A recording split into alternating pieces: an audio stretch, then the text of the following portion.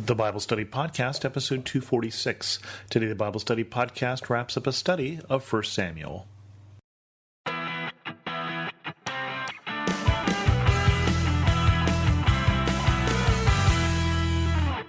Welcome to the Bible Study Podcast. I'm your host, Chris Christensen.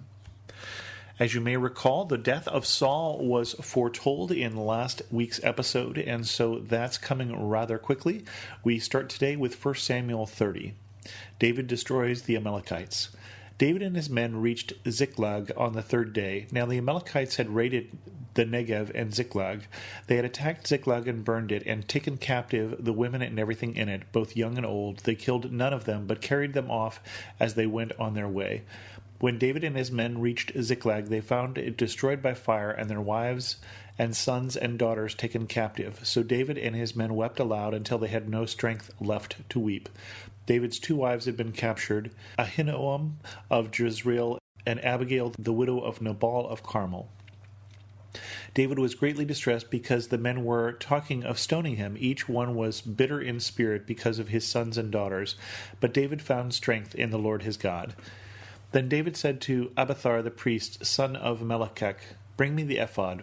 Abiathar brought it to him, and David inquired of the Lord, "Shall I pursue this raiding party? Will I overtake them?"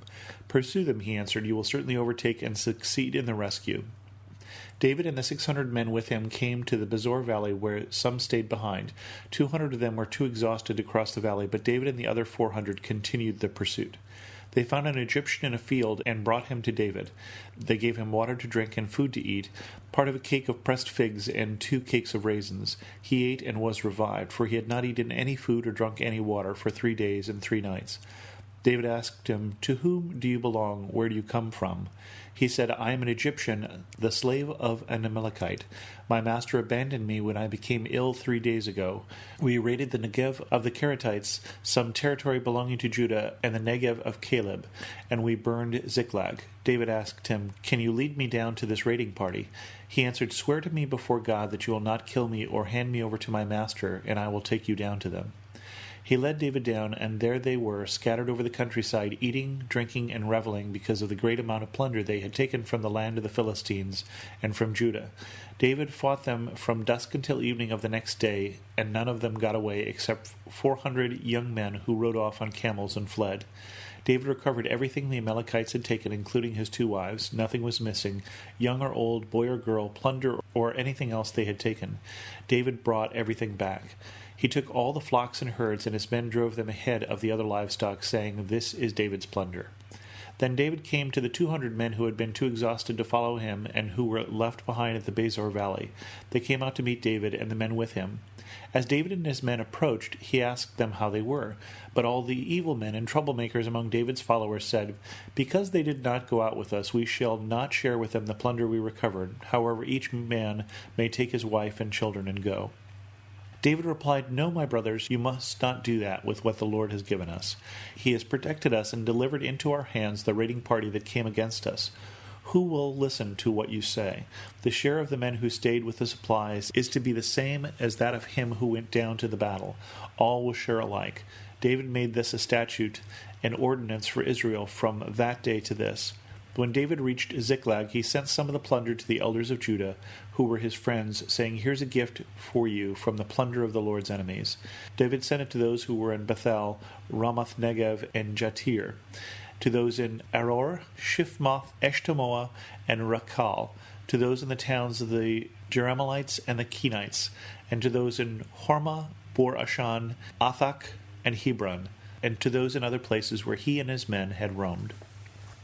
You may remember in last week, David and his men are prevented from fighting alongside the Philistines because the leaders of the Philistines say, "No, isn't this David? Isn't this David the one who the people used to say has killed his tens of thousands while Saul his thousands? He may get back in the good graces of Saul by betraying us in the middle of the battle. So no, he can't fight with us." So he's prevented from fighting alongside the Philistines, and then they come back home and find out that home is gone. All the wives and the women and children, all of their stuff is gone. And at first, they're going to stone David. They're going to admit defeat. But David inquires of the Lord. David doesn't lose heart. Just because everything is terrible doesn't mean everything will stay terrible. And so he inquires of the Lord and says, can we do this? Can we capture them? Can we overtake them? And is told yes. And the travel is so hard that 200 of the 600 men that he takes with him can't. They don't have the strength to cross the valley. But he does have, with 400 men, they find this slave who's been discarded and cast off and left behind, who takes them along ahead. They defeat this raiding party, and they recover everything. Every single thing. There's nothing that they lose. There's no one that is precious to them that they lose. So they get this tremendous victory. But afterwards, they get this grumbling. No, some people don't deserve their part of the plunder because they were exhausted. They did not come with us. They did not take part in the fight. And David says, no, it wasn't our victory. We had no reason even to suspect we would have victory. You remember they were ready to stone David. They had so little hope. He's saying, this wasn't your victory. You didn't even have hope of victory. This was a victory that was given to you by God. You can't do this with God's victory. And he starts this new statute that those who stay behind with the supplies and those who fight, everyone shares alike. We see the leadership of David, who doesn't lose hope, who doesn't give up, who succeeds, and then who has the wisdom to deal with success the way it needs to be dealt with. And then finally, last chapter of the book, 1 Samuel 31, we get the death of Saul. Now the Philistines fought against Israel. The Israelites fled before them, and many fell dead on Mount Gilboa. The Philistines were in hot pursuit of Saul and his sons, and they killed his sons Jonathan, Abinadab, and Malchishua. The fighting grew fierce around Saul. When the archers overtook him, they wounded him critically. Saul said to his armor-bearer, draw your sword and run me through, or these uncircumcised fellows will come and run me through and abuse me. But his armor-bearer was terrified and would not do it. So Saul took his own sword and fell on it. When the armor-bearer saw that Saul was dead, he too fell on his sword and died with him.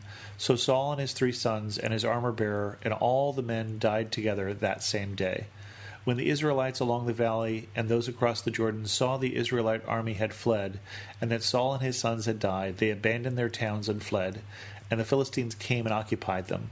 The next day the Philistines came to strip the dead. They found Saul and his 3 sons fallen on Mount Gilboa. They cut off his head and stripped off his armor, and they sent messengers throughout the land of Philistines to proclaim the news in the temple of their idols and among their people. They put his armor in the temple of the Ashtoreths and fastened his body to the wall of Bethshan. When the people of Jabesh Gilead heard what the Philistines had done to Saul, all their valiant men marched through the night to Bethshan. They took down the bodies of Saul and his sons from the wall of Bethshan and went to Jabesh, where they burned them. Then they took their bones and buried them under a tamarisk tree at Jabesh, and they fasted 7 days. Saul was the king of Israel for a while, but much of that time he had been told that it was David who was going to reign after him. Much of that time he'd been told his sons would not follow on after him. So this is not a huge surprise that Saul dies and his sons die. Saul was told just before this battle that he wouldn't survive it and his sons wouldn't survive it, and they would all die on the same day. It's amazing. We give Saul a bad time because obviously he's not a good king. He's a half-hearted king. He's not a bad king completely. But he does certainly have his moments as he's chasing David hither and yon. But you have to see the courage that Saul is willing to fight, even though Saul knows that his death is certain, even though Saul knows that the victory is not within his reach. But he's defeated, and at this moment, Israel is defeated. And it appears at this point to the Philistines that their victory is complete. They defeated the king of Israel. But what they've really done is they've opened the way for the true king of Israel, for David, who will become king. And I wonder how much this episode and also the episode in the last chapter tell us a little bit about hope. Because in both of these chapters, it would appear that evil has won. It would appear that the victory of evil is complete. And yet, in both chapters, we're stopping the story too soon. Saul's defeat is not permanent defeat for Israel, because this will finally raise up David as king. And if the Philistines had known that, they may not have fought Saul. And in the last chapter, the raiding parties who've carried away everything that the people value, everything that David's men value, looks like complete defeat. You've lost everything, literally everything that you care about, every good that you have, every person that is special to you. And yet every single one, every single thing is restored. And I wonder sometimes if we give up before the story's over. Now, this story is not over. This is 1 Samuel. I'm still debating amongst myself. I'm not sure that I'm ready to jump into the study that I've talked about, so we may go on to 2 Samuel, or we may go on to a different study. Tune in next week to find out. With that, we're going to end this episode of the Bible Study Podcast. If you have any questions, feel free to leave a comment at thebiblestudypodcast.com or drop me an email to host@thebiblestudypodcast.com. You could also follow me on Twitter at Chris2X. And as always, thanks so much for listening.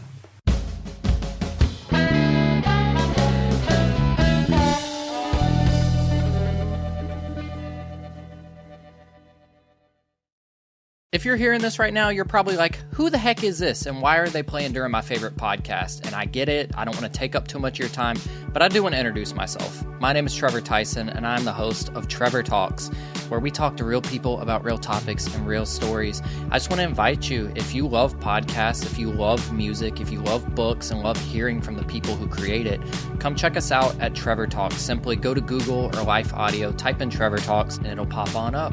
Hope you have a great day.